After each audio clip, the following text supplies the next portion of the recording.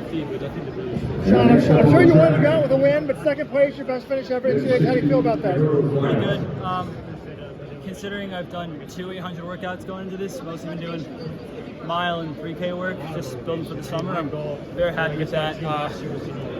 Yeah, I mean, we hadn't come down and prepped for this really, just kind of not trained through, but not really peak for it. So we're in a really good spot right now, I think, and I'm really happy to come out with the second NCAAs and heading to the spring and the summer.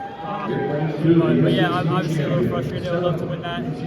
Probably my worst race execution all year, but it's all right. I can't be upset with runner-up the NCAA. It's just a blessing, but.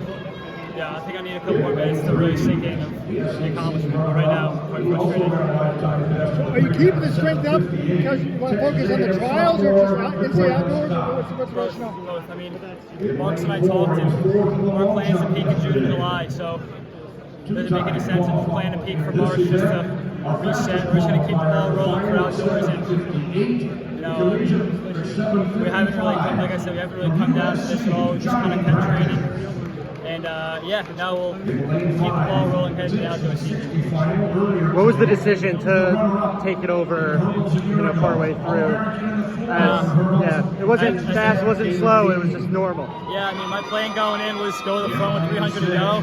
I'm truly a miler at heart. I'm a 356 guy, so I just wanted to, prove that strength in the back half of the race and try to make the guys hurt, but maybe I stuck myself a little bit more than the other guys, so I mean, monster close from some of those guys out there, and I did my best to hold them off, so in hindsight I should have waited, but I don't regret what I did. It's going to pay dividends in the future. And for outdoors, what event will we see you in? Well, folks on the 8th this year. My last year in Nova, so I think, like I showed today, the 800 is probably my best event right now. I think moving into the future will be the mile, but right now I'm an 800 guy through and through.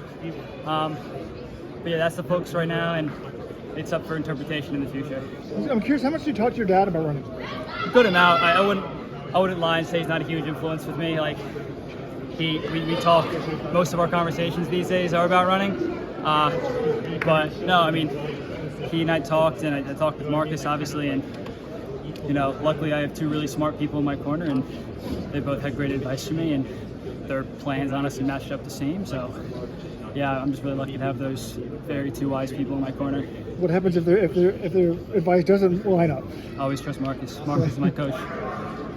I signed up to be his coach, not my dad, so it's always great to have a mentor like him in my corner, and someone always watches over my running career, but Marcus is my coach, and whatever he says goes. And is it hard as a cheater not to think about what's next and finding something for next year and all that stuff, or do you just think if I run well, that'll take care of itself? I'm just doing my best living in the moment, honestly, just taking every race as it is. I'm realizing now I only have a couple more weeks at Villanova, so trying to make the most of every practice, every run, being with the guys, being in that team environment, because I don't know what next year's going to look like, so I just want to make the most of the time I'm at Villanova. Great, thanks so much. Thanks.